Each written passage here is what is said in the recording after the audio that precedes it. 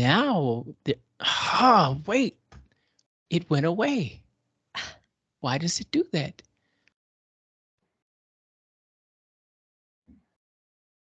No way.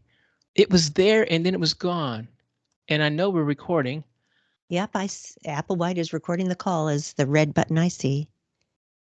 Okay, I'm just going to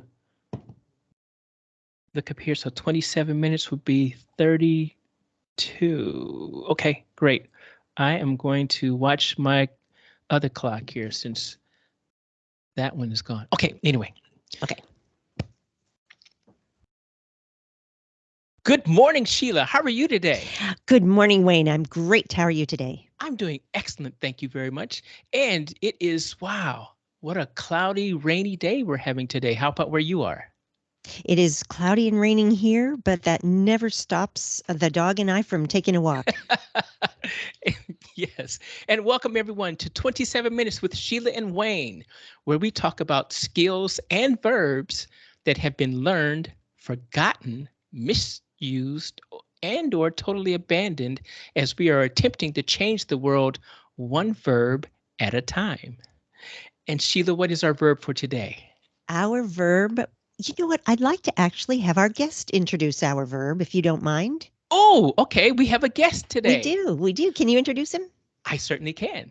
And everyone, this is Steve Smith. Steve Smith, everyone. And let me tell you a little bit about Steve before he tells us the word. Steve is a 22-year Air Force veteran and is currently working as a program director at a global governmental service company. He's married and has 4 kids, ages 17 to 26. He spends his free time skiing, and then he wrote this next thing in italics and watching football. But I'm but I'm here to tell you, I know Steve, and Steve can chuck a football a country mile accurately. So I don't know about this watching, but I know he can play football very well. Steve, welcome to the show. Well, thank you very much. I'm glad to be here. And what is our verb for today? Today's verb is inject. Inject. Wow. Sheila, what did you come up with inject? What was your definition for inject? I found 4 definitions. My favorite I'm going to start with is to introduce a new, exciting, or interesting quality into a situation. The most common use of it is to drive or force into a person or animal's body with a syringe or similar device. And then also introduce into a passage or solid material under pressure. Or to introduce as an element or factor into some situation or subject. So, okay. How about you? Well, I have 2 that are slightly different from what you just said. Okay. To introduce something that is necessary or beneficial to a situation or a process, and to introduce as an element or factor in or into something, some situation or subject. Okay. And so that's inject. But Steve, tell us what definition you have and why you selected this verb.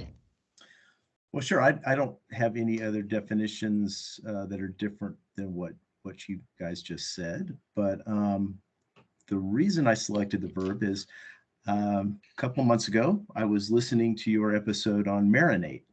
Uh-oh. And I think Sheila said at one point that the marinade only gets into the surface layers of the meat. And having been a turkey fryer for about 25 years, I know that to get the marinade into the muscle of the turkey, you inject it. So I came up with inject. I love it when a recipe introduces a verb. Boy. And how does that taste, Steve? Oh, fried turkey is the best. Is it? So yeah, Thanksgiving turkeys, there are tribes. There are the smokers, there are the oven purists, and there are the fryers, and I'm definitely in the fryer tribe. Okay. And you said you've been doing this for 25 years? Wow. Yeah, something like that. So you have it down to a perfection, correct? It's easy. It's an hour. Wow. So what supplies do you have to prevent fire spreading? which would be what I would do if I were to fry a Well, turkey. I have a fire extinguisher just in case, but it's really not that hard to prevent a fire. You just have to be careful and go slow. Okay, all Oh, right. Sounds Most delicious. fires are caused by people dropping the turkey into the Oh, oil and making oh, the oil spill over onto the flame. okay. you- Note to self, do not do it that way. Okay, got it. exactly. And you said, you, Sheila, when you asked him what does he have in case of a fire, I immediately thought of Tim the Toolman Taylor on, on the Santa Claus with his fire extinguisher, putting out the fire the turkey he had in the oven before they went to Denny's. Well, I guess you can start a fire any way you choose to cook a turkey, but that's And not today's subject. no, it's not. Today's subject is Inject. And Yes.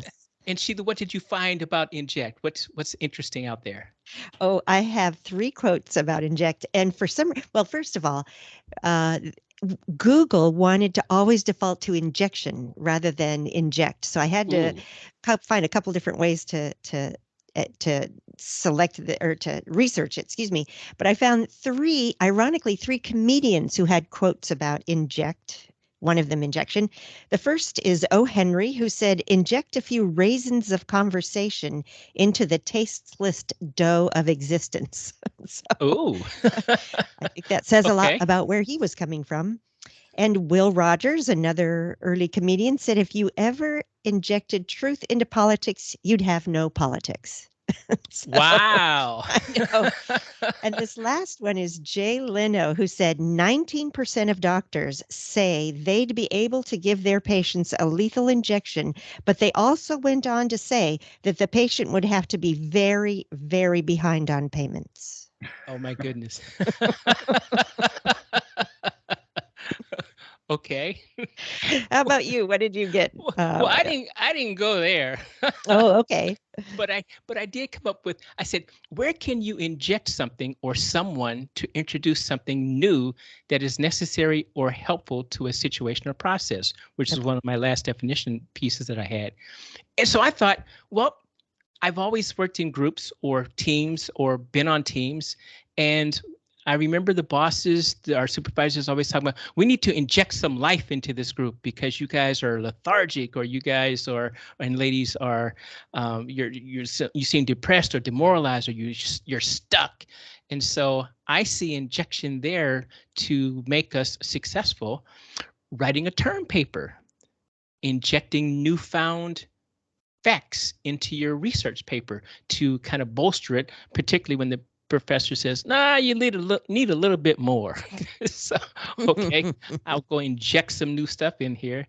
Um, could be used as a motivator to get more out of someone.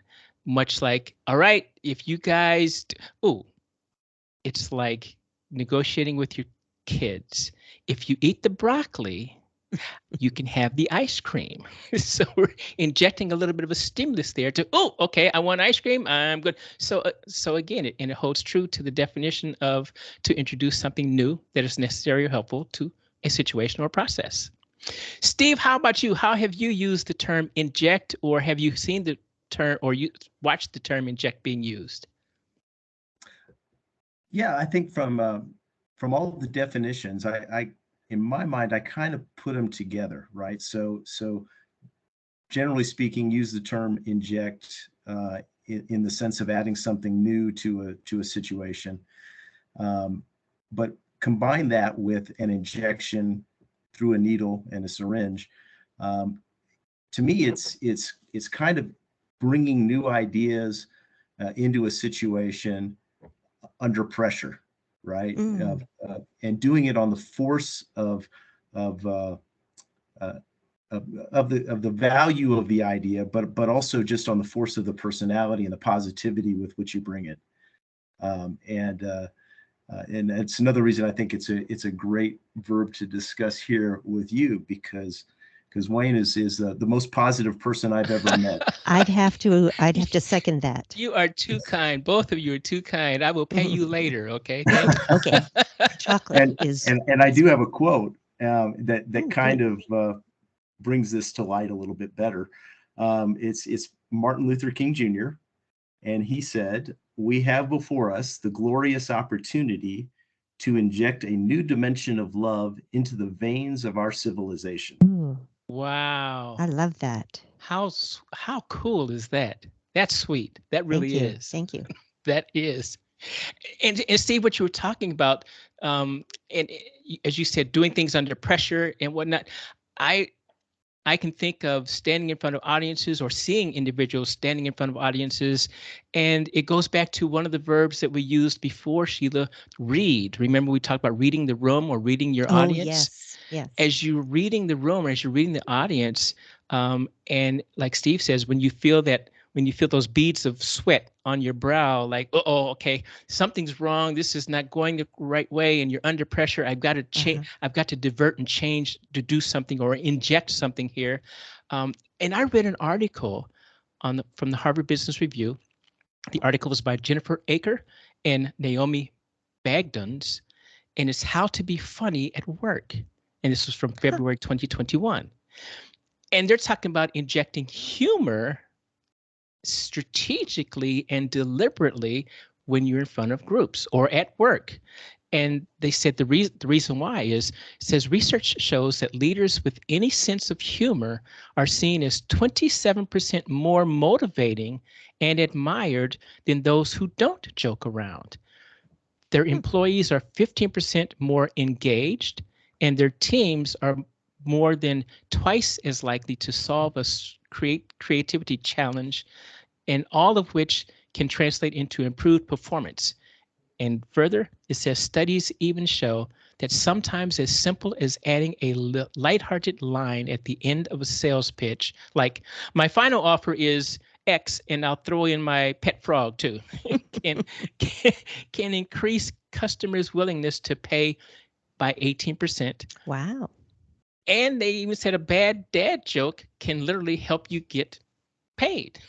So, now, I have often wondered the purpose of bad dad jokes, but thank you. Now, 18% more. I like it. well, well, I have a bad dad joke for you. Please tell If you would like us. to hear it, since I'm going to inject some humor into this conversation. Steve, don't laugh. Wait, no, No, I no, want you but to we laugh. are allowed, Steve, we are allowed to groan. Okay, and this is a pun. During my friend's hip replacement surgery, he asked the surgeon if he could inject the anesthesia himself. And the surgeon said, "Yeah, sure, knock yourself out." Oh, see? Oh. Oh, see? Okay, that went over like a lead balloon. Okay, I can Yeah, see. but I'm willing to give you 18% more right now Okay, than good. you asked for. Okay. Sheila, do you have a trivia question for us?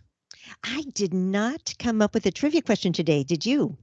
I didn't come up with a trivia question because I have a giveaway today that I wanted to.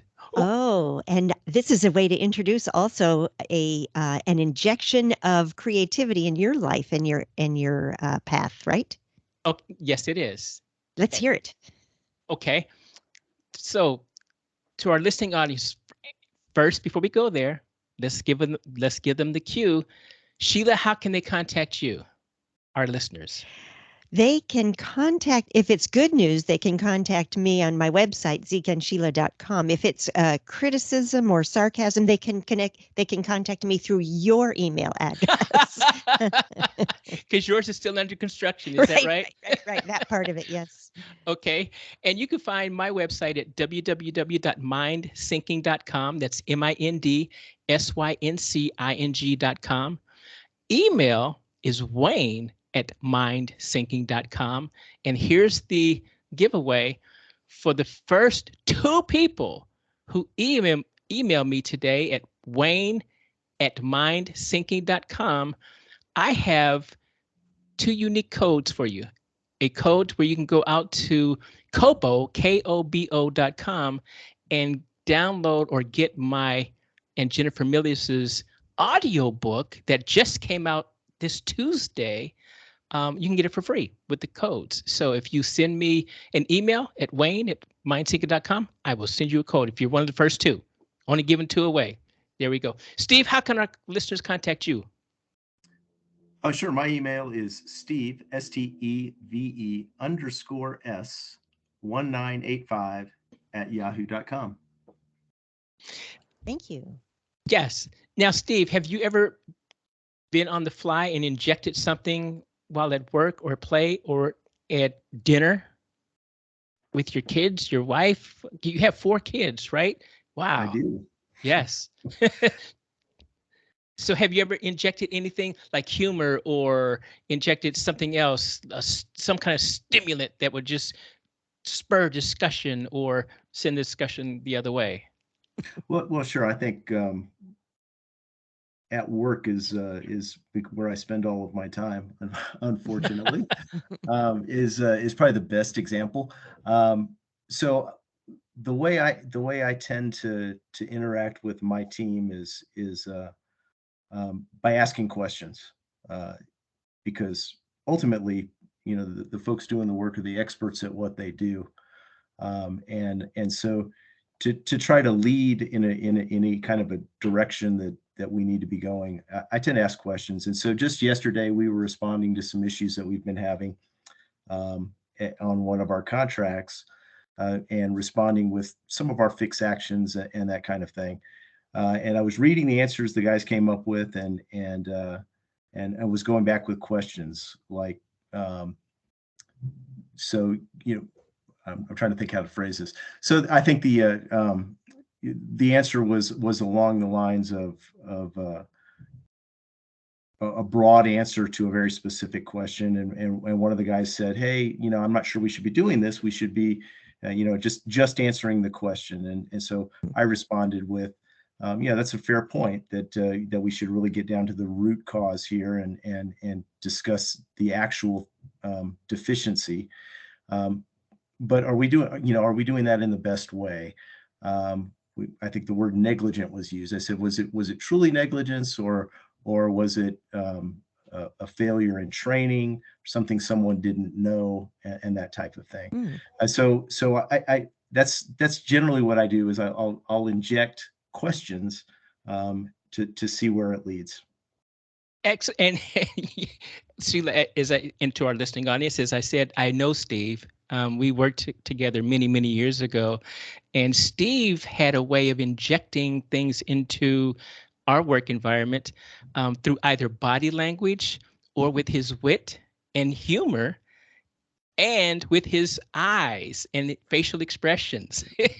because because if you said something really dumb, Steve Steve would give you that look like you didn't just say that, did you? Because that was really dumb. That is a look that is helpful in parenting, in teaching, in so many different arenas. But he's a master of that. I mean, he just Congratulations, Steve. his body his body language is just so good. As soon as you see him, you go, okay, that was the wrong thing for me to say. I know. I think I hide it a little better now. I'm glad you guys can't see me. I think we would have just seen the look. Now, going back to the Harvard Business Review article, Yes. it talked about injecting humor and why. And it says, one of the other paragraphs says, so why does this work, this humor thing?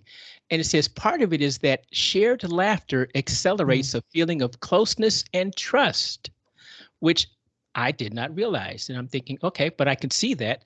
And it says, for example, when pairs of strangers were prompted to laugh together for 5 minutes before completing a self-disclosure exercise, their interactions were viewed as 30% more intimate than does those who conversed without laughing first. Even remaining or even remember boy, I'm having word troubles today. Even reminiscing about moments of shared laughter causes couples to report being 23% more satisfied in their relationships. Wow. And research by Gallup shows that one of the greatest drivers of employees' performance is having a close friend, presumably one that you laugh with at work. Mm. And that is true. I mean, you you kind of migrate to those individuals that you laugh with and joke with, and hey, let's go have lunch or let's go do these kinds of things, and it is a closer knit relationship. And as I thought about it, I go, you know what, that's it could be true because I know I've done that. Steve, have you done that? Do you kind of gravitate to a group that you feel more friendly with? Oh, absolutely. I think that's critical. And one of the great things about my office here is um, people really like each other, and I think it makes all the difference between an adequate team and a really high performing team. And so you as a leader, as a manager, if you can inject that kind of an attitude or that kind of culture, inject that culture into that group, what this review is suggesting, and what other articles have suggested, is that your team, your group, the individuals will be probably more productive than had you not done that. I found that to be pretty significant. I really did. And it says a lot of humor, or a lot of humor's power is chemical. And Mm, Sheila, this is what you talked about last week. When we laugh, our brains produce less mm. cortisol, including calm and reducing stress, and releases more endorphins, which gives us something like a runner's high, and oxytocin, often called the love hormone. And it's like meditating, exercising, and just having a great time at the same time. And, and it says, plus it's HR approved. HR approved. There have been studies over the years of people using laughter to complement cancer treatment. And while no one is willing to say laughter cures cancer, it certainly makes you feel better when you're going through the process.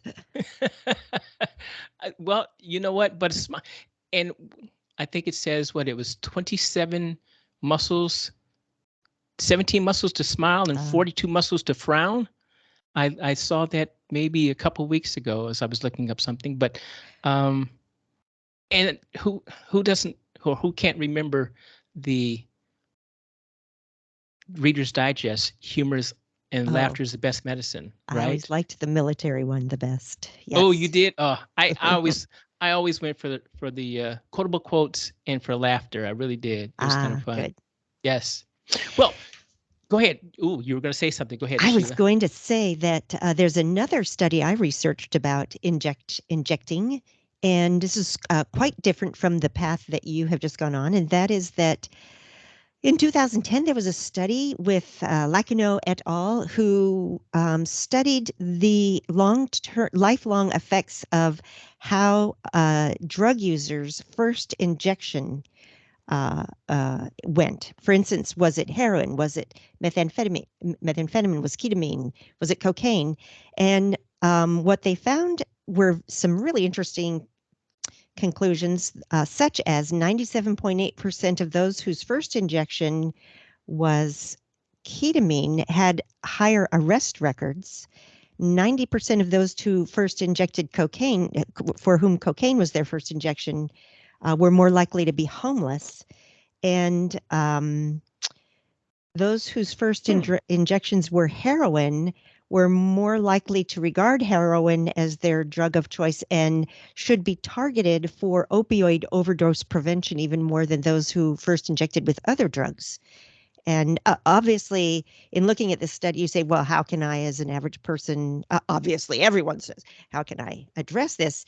And so I then was looking about the FDA approved rapid release opioid overdose nasal spray, Narcan, which people can use to help revive someone quickly who has overdosed on opioids.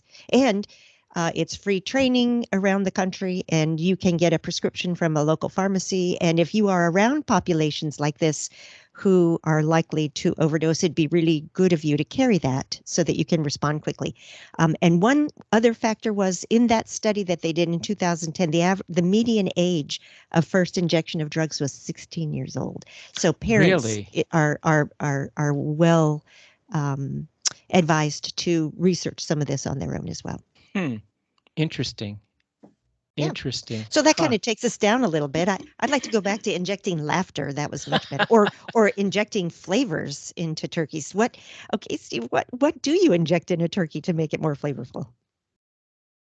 Well, there's a variety of marinades that are pre-bottled for Okay. that purpose, and I tend to use those. Also, just Italian salad dressing works really well. It works for Either one. everything. How about barbecue sauce? Would that work?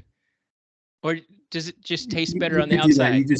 You would just have to make sure you either strain the barbecue sauce if it has solids in it, like some do, Oh, or make sure you get one that has no solids in it, so that you don't clog your needle up. Okay. But yeah, you can pretty much do anything you want and experiment and have fun with it. It's like I said, it's an hour even for a pretty large sized turkey, like a 15-pound turkey. It takes about an hour. So it's that's that's a Sounds life changer delicious. for Thanksgiving Day. Sounds right. delicious. It de-stresses Thanksgiving Day a little bit. Exactly. Yes.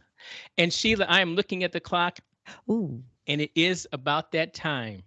wow, that So went fast. it, I, yes, we knew it was going to go fast, but that's okay. Yes. Steve, thank you very, very much for Oh, coming thank you, Steve. to the show. Absolutely. And we like the word inject. Golly, I wish we would all inject more humor, inject more culture into our little spaces so we can all be more productive and go out there and do stuff. But again, it has to be strategically done. So I think it's a gift and an art to be able to do it correctly or to Mhm. do it when the moment is right. Um, some people have that knack and some people don't, but you can learn it anyway. I try hard. I Well, don't know. and as we're wrapping up, I would say my best target. It's awful. It's important to not target individuals except for oneself. I am my best um, target for laughing at myself, and I give myself lots of opportunities to practice. I think they call that self deprivation, right? It's not deprivation. Yeah, yeah, deprivation. Anyway, thank you, everybody. Thank you, Steve, for joining us today and for giving us this verb and for having fun with us this morning. Oh, well, Absolutely. thank you. I enjoyed it. Yes, it did. And I wish I could see your face because I know that I said some things you could, Apple, Wayne, that's not right. Thanks, everyone. Thank you. See you Thank next you. time. Bye bye. Bye Bye. bye.